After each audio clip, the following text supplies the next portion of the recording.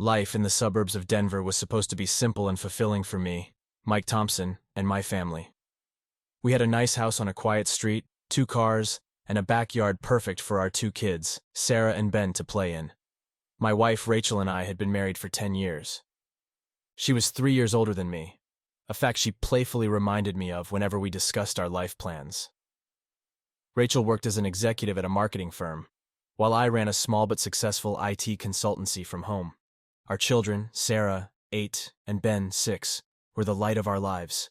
They were happy, energetic, and blissfully unaware of the adult problems that would soon shake our household. Our neighborhood was the epitome of suburban tranquility. Tree-lined streets, friendly neighbors, and a sense of community that made us feel safe and content. Every morning I would watch Rachel dress impeccably for work, kiss her goodbye, and then settle into my home office to tackle the day's tasks. Sarah and Ben would head off to school, leaving the house quiet and peaceful, a stark contrast to the chaos that would unfold later. We had our share of struggles, like any other couple. Arguments about money, disagreements over parenting styles, and the occasional bout of jealousy were par for the course. But I believed we had a strong foundation, built on trust and mutual respect. At least that was what I thought until the day everything changed. It started subtly, almost imperceptibly. Rachel began working late more often, her excuses always revolving around urgent projects and demanding clients. Initially, I didn't think much of it. Her job was stressful, and long hours were not uncommon in her line of work. But as the weeks turned into months, her behavior grew more erratic. She started dressing differently, opting for more revealing and stylish outfits instead of her usual conservative business attire. Her makeup became more pronounced, and she even began wearing perfume, something she hadn't done regularly in years. When I commented on her new look, she brushed it off with a dismissive laugh, saying she just wanted to feel more confident at work. Our sex life, once a vibrant and essential part of our relationship, dwindled to almost nothing. Rachel was always too tired or too stressed. On the rare occasions when we did make love, it felt mechanical and distant, lacking the intimacy we once shared. I tried to talk to her about it, but she would always change the subject or get defensive, accusing me of being paranoid or overly demanding. Then there were the phone calls and text messages. She would step out of the room to take calls, her voice hushed and urgent. Her phone, which she once left lying around the house, was now always within her reach, guarded as if it held state secrets. One night, while she was in the shower, I glanced at her phone and saw a flurry of messages from someone named Dave. The tone of the messages was far too familiar for my liking, filled with inside jokes and affectionate nicknames. My suspicions grew stronger when she started going out more frequently, claiming she was meeting friends or attending work functions. One evening, she told me she was going to a networking event downtown. As she left, I couldn't shake the feeling that something was off. After she had been gone for a few hours, I decided to drive by the venue she mentioned. I saw no signs of an event, just a dark, empty building. Confronting Rachel directly about my suspicions seemed impossible. Whenever I tried to broach the subject, she would either explode in anger or dissolve into tears, accusing me of not trusting her. It was a classic gaslighting tactic, and it left me questioning my own sanity. To cope, I threw myself into work and the children's lives. I became more involved with Sarah's school projects and Ben's soccer games, trying to fill the growing void in my marriage with family activities. But no matter how hard I tried to ignore it, the gnawing suspicion that Rachel was hiding something from me became impossible to ignore.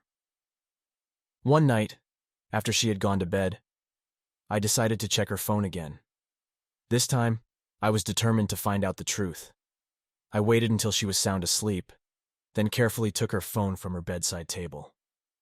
My heart pounded as I unlocked it and started reading her messages. What I found confirmed my worst fears. There were dozens of messages between Rachel and Dave, many of them explicitly sexual. My hands shook as I scrolled through their conversations, each message a dagger to my heart. I put the phone down and sat in the darkness, my mind racing.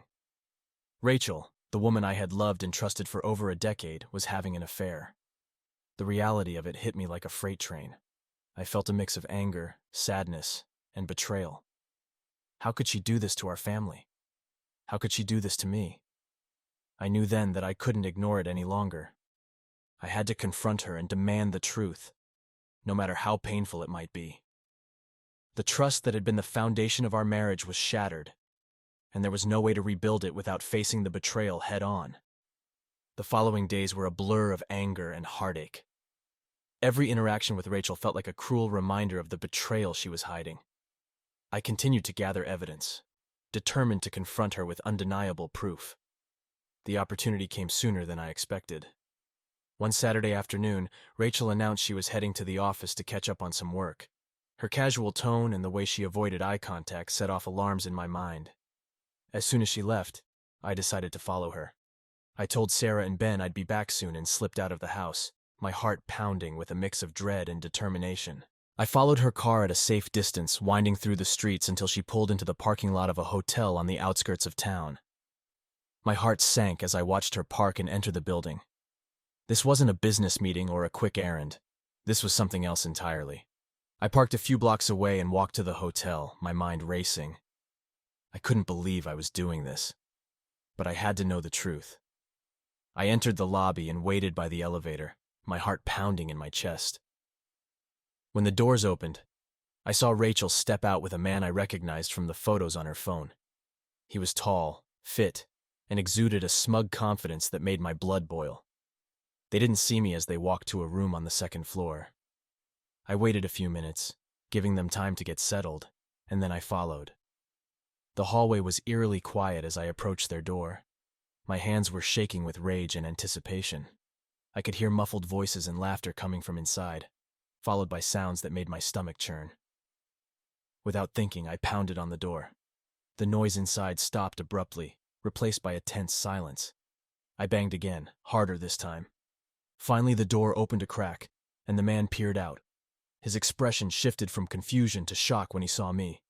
"What the hell do you think you're doing?" I growled, pushing the door open with enough force to send him stumbling back. Rachel was on the bed, her face pale and eyes wide with fear. She scrambled to cover herself with a sheet, but it was too late. The sight of her with him, in this room, was like a knife twisting in my gut. "Mike, I can explain," she stammered, but I was beyond listening. Ignoring her, I turned to the man. "You've got a lot of nerve meeting my wife like this," I said, my voice shaking with fury. He tried to bluster his way through, holding up his hands. "Hey man, it's not what it looks like," but I wasn't having any of it. My fist connected with his jaw before he could finish his sentence. He staggered back, clutching his face. Rachel screamed, but it was just background noise to the red haze of anger clouding my vision. "Mike, stop!" she pleaded, but I was beyond reason. I grabbed the man by his collar and threw him against the wall, my fists landing blow after blow. He tried to fight back, but he was no match for the rage fueling me. Blood poured from his nose and mouth as I continued my assault, each punch releasing a fraction of the betrayal and hurt that had been building inside me.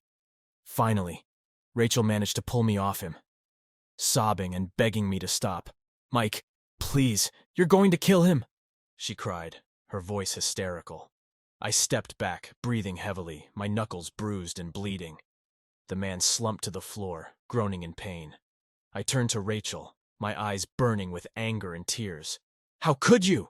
I demanded. "How could you do this to us, to our family?" Rachel was sobbing uncontrollably, unable to look me in the eye. "I'm sorry, Mike. I'm so sorry," she choked out between sobs. "Sorry doesn't cut it," I spat, feeling a mix of rage and heartbreak. "You've destroyed everything." I left the room without another word, leaving Rachel and her lover to deal with the aftermath. As I walked out of the hotel, the reality of what had just happened hit me like a tidal wave. My marriage was over, shattered by lies and betrayal. The woman I had loved and trusted had torn our life apart, and there was no going back. I drove home in a daze, the events of the past hour replaying in my mind. I felt a volatile mix of emotions: fury, sadness, betrayal, and an overwhelming sense of loss. Rachel's face, tear-streaked and full of regret, kept flashing before my eyes. It made me sick to my stomach, but I knew I had to face her again. We couldn't leave things as they were, not with Sarah and Ben at home, unaware of the storm brewing in their parents' marriage. When I walked through the front door, I found Sarah and Ben in the living room, engrossed in a board game. Their innocent laughter was a painful contrast to the chaos swirling in my heart. I forced a smile and kissed them on the forehead, then went to the kitchen to wait for Rachel. An hour later, the sound of Rachel's car pulling into the driveway made my heart pound. She walked in, her face pale and eyes red from crying. She looked at me with a mixture of fear and sorrow, clearly expecting the worst. "We need to talk," I said, my voice barely controlled. "Mike, I'm so sorry," she began, but I held up a hand to stop her. "Not here," I said, glancing toward the living room where the kids were still playing. "Let's go to the bedroom." We walked upstairs in silence, the tension between us almost suffocating. Once inside, I closed the door and leaned against it, trying to gather my thoughts. Rachel stood by the bed, her hands trembling. "How long has this been going on?" I demanded, my voice shaking with a mix of anger and desperation. Rachel looked down at the floor, her shoulders slumped. "A few months," she admitted quietly. "It started as just talking, but then it became more. I never meant for it to go this far." "Never meant for it to go this far?" I repeated, incredulous. "You lied to me. You lied to our children, and you cheated on me with another man.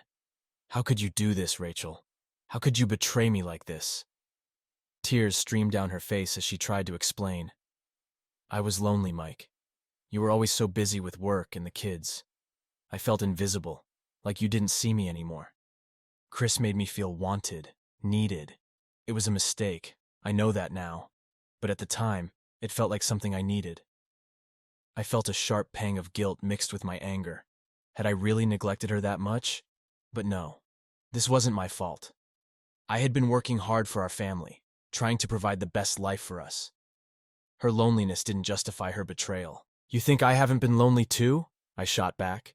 "You think I haven't felt the strain of balancing work and family? But I never once thought about turning to someone else. I never betrayed you like this." Rachel sobbed, sinking to the floor. "I'm sorry, Mike. I don't know what else to say. I know I've ruined everything." I stood there, my heart breaking as I watched the woman I once loved fall apart. "What do you expect me to do now, Rachel? Pretend this never happened? How do we move forward from this?" She looked up at me, desperation in her eyes. "I don't know. I just don't want to lose you. Lose us. Can we try to fix this? Can we go to counseling? Do something to save our marriage?" I felt a flicker of hope at her words, but it was quickly extinguished by the memory of her and Chris together. "I don't know if that's possible," I said, my voice breaking. "You've shattered my trust, Rachel. I don't know if I can ever look at you the same way again." We sat in silence, the weight of her betrayal hanging heavily in the air. Finally, I spoke again, my voice hollow. "We need to tell the kids.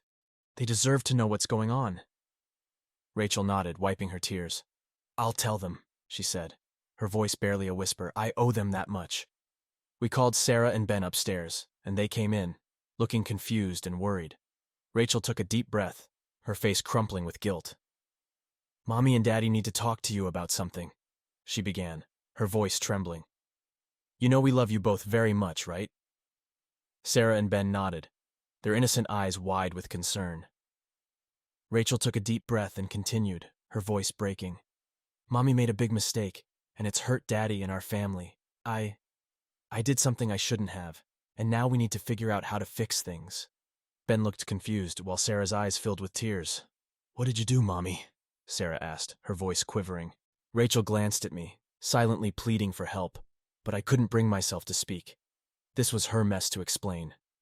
I wasn't honest with Daddy," Rachel said, tears streaming down her face. "I hurt him very badly, and now we need to figure out what's best for our family." Sarah began to cry and Ben looked scared. "Are you and Daddy getting a divorce?" he asked, his voice small and fearful. "We don't know yet, buddy," I said, finally finding my voice. "But we both love you very much, and we're going to do everything we can to make sure you're okay." The room was filled with the sounds of crying and heartbreak. Rachel tried to hug Sarah and Ben, but they pulled away, confused and hurt. I watched them, feeling a deep sadness that this was the reality we now faced. Rachel and I talked late into the night, but there were no easy answers. The betrayal was too fresh, the wounds too deep. We agreed to try counseling, to see if there was any way to salvage what was left of our marriage. But in my heart, I knew things would never be the same. The trust was gone, shattered beyond repair. The next few weeks were a blur of therapy sessions, awkward family dinners, and strained attempts at normalcy. Rachel was desperate to make amends, but every time I looked at her, all I could see was her betrayal. The kids were struggling too, their once carefree laughter replaced with tension and uncertainty. One night, after a particularly difficult therapy session, I found myself lying awake, staring at the ceiling. I knew I had to make a decision, for my own sanity and for the sake of my children. This constant pain, this unending cycle of anger and heartbreak wasn't sustainable. I turned to Rachel, who was lying next to me, her eyes red from crying. "I can't do this anymore," I said, my voice breaking. "I can't keep pretending that things can go back to the way they were." Rachel sobbed, burying her face in her hands. "Mike, please, don't give up on us. I'll do anything to make this right." "It's too late," I said, my heart breaking with every word. "You destroyed everything we had. I need to move on, for my own sake and for the kids. We need to figure out how to separate, how to make this as easy as possible for Sarah and Ben."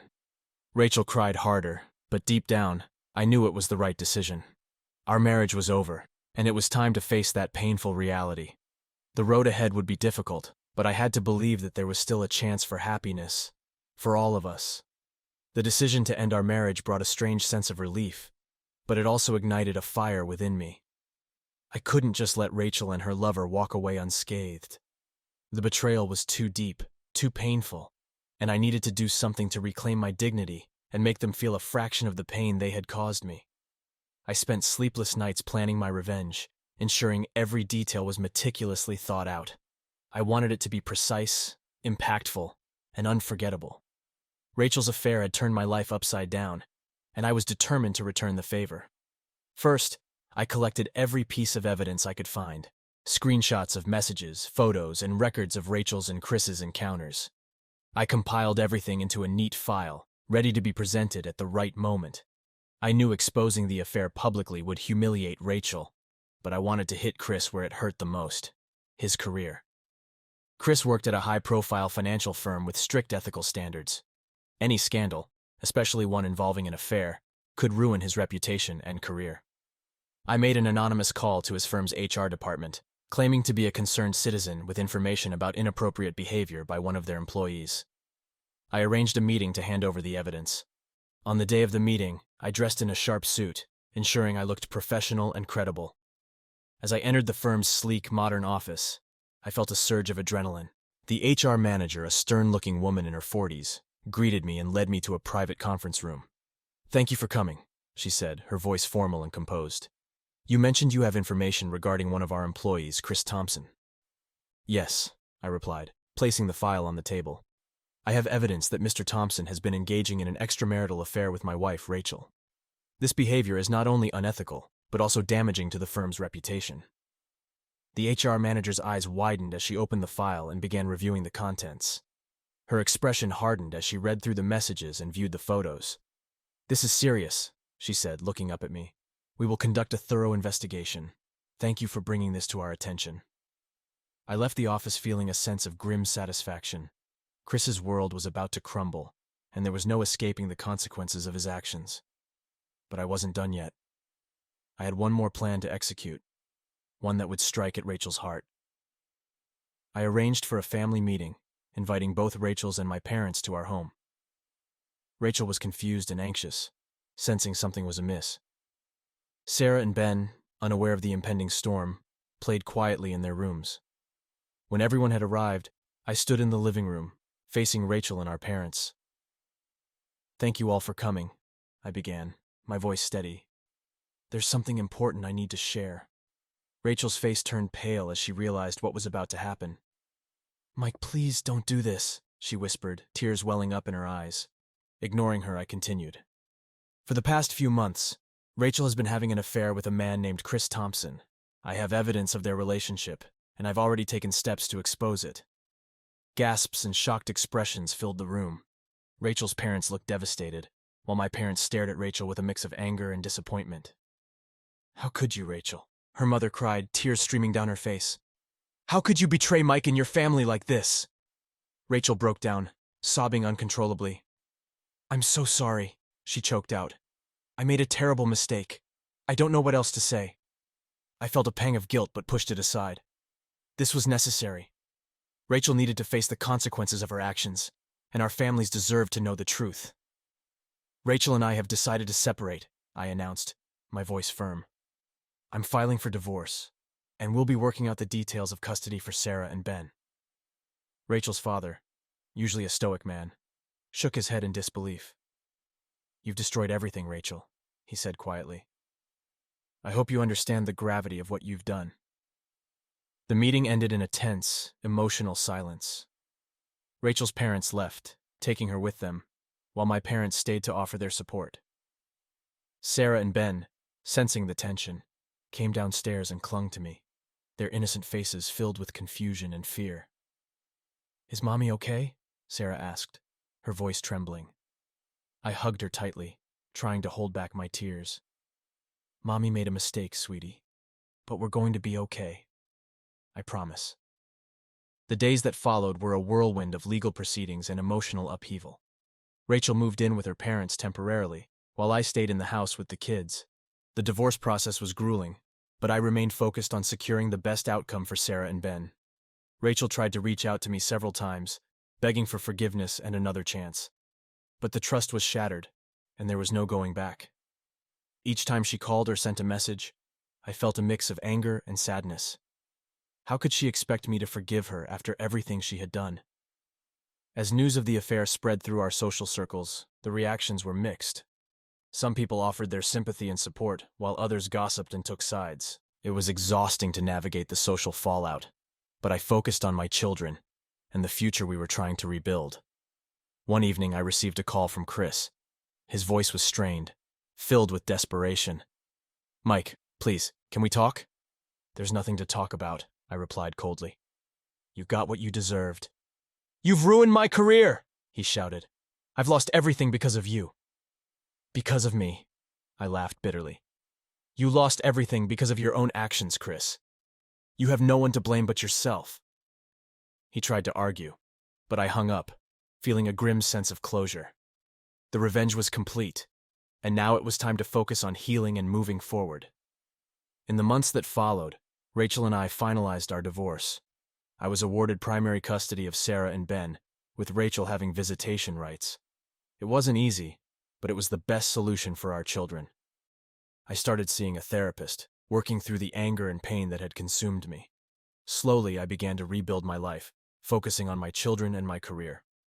The road to recovery was long and difficult, but with each passing day, the weight of betrayal lifted a little more. Rachel tried to rebuild her life as well, but the scars of our broken marriage were evident.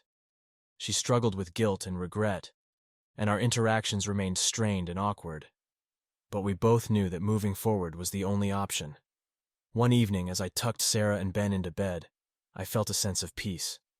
The journey had been painful and tumultuous, but we were surviving. My children's laughter and love were a testament to the resilience of the human spirit. As I stood in the doorway watching them sleep, I whispered a silent promise to myself and to them. We would move forward, stronger and more united, and no matter what challenges lay ahead, we would face them together. The past was behind us, and a new chapter was beginning. A chapter filled with hope, healing, and the unwavering strength of a father's love. Months turned into a year, and life began to settle into a new rhythm. The chaos and heartbreak of Rachel's betrayal slowly faded into the background as I focused on building a new life for myself and the kids. The wounds were still there, but they were healing, scar tissue forming over the raw pain that had once consumed me. Our house, once filled with tension and sorrow, became a sanctuary of peace and love. I made it a point to be present for Sarah and Ben, to fill their lives with joy and stability. We established new routines, traditions that were ours alone. Friday movie nights, weekend hikes, and spontaneous trips to the ice cream parlor became the highlights of our week. The laughter of my children was a balm to my wounded heart, a reminder of what was truly important. My career flourished as I threw myself into my work. The IT consultancy business grew, and I found satisfaction in helping my clients navigate their technological challenges. The success wasn't just professional, it was personal. It was proof that I could rebuild my life, that I could thrive even after the devastation of betrayal.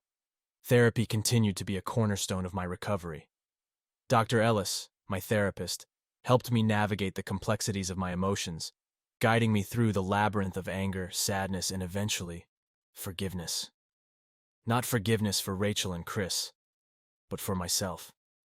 Forgiveness for the times I felt I had failed, for the moments of doubt and despair. One evening, as I was finishing up a project for a client, my phone buzzed with a text message.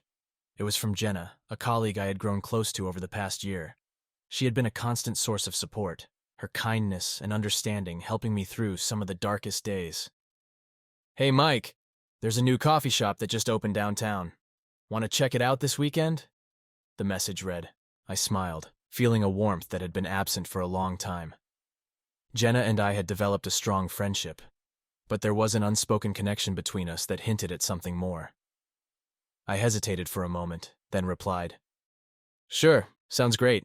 Looking forward to it." The weekend came, and I found myself nervously anticipating our coffee outing. I hadn't dated since the divorce, unsure if I was ready to open my heart again. But with Jenna, things felt different. She knew my history, my struggles, and still saw me as someone worth knowing.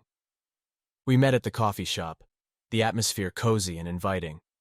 Jenna greeted me with a warm smile, and we settled into a corner table, the aroma of freshly brewed coffee enveloping us. As we talked, I felt a sense of ease and comfort. Jenna was intelligent, funny, and genuinely interested in my life. We laughed about work, shared stories about our families, and for the first time in a long while, I felt the stirrings of hope. "Mike, I've really enjoyed getting to know you," Jenna said, her eyes reflecting sincerity. "You're an amazing person, and I'd love to spend more time with you." I felt a flutter of nerves and excitement. "I've enjoyed getting to know you too, Jenna. You've been a great friend, and I'd like to see where this goes." We spent the rest of the afternoon together, walking through downtown, enjoying the simple pleasure of each other's company. As the sun began to set, I realized how much I had missed this feeling of connection and possibility. Over the next few months, Jenna and I grew closer. She met Sarah and Ben, and they adored her. She never tried to replace Rachel in their lives, but became a loving and supportive presence. It was clear to me that Jenna was someone special, someone I could envision a future with. The anniversary of the day I discovered Rachel's betrayal came and went, but it no longer held the same power over me. I had moved on, not just from the pain, but from the life that was tied to it. I was building something new, something stronger. One evening, as Jenna and I sat on the porch, watching the stars, she turned to me, her expression thoughtful. "Mike, do you ever think about what the future holds?" I took her hand, feeling a sense of certainty I hadn't felt in a long time. "I do, and I think it holds a lot of happiness, for all of us." Jenna smiled, her eyes shining with warmth. "I think so too." As we sat there, hand in hand, I felt a profound sense of gratitude. The journey had been long and painful, but it had led me to this moment, to this new life filled with love and promise. The past was a part of me, but it no longer defined me. I was stronger, wiser, and ready for whatever the future held. With Jenna by my side and my children's laughter filling our home, I knew that the best was yet to come. And for the first time in a long time, I felt truly at peace.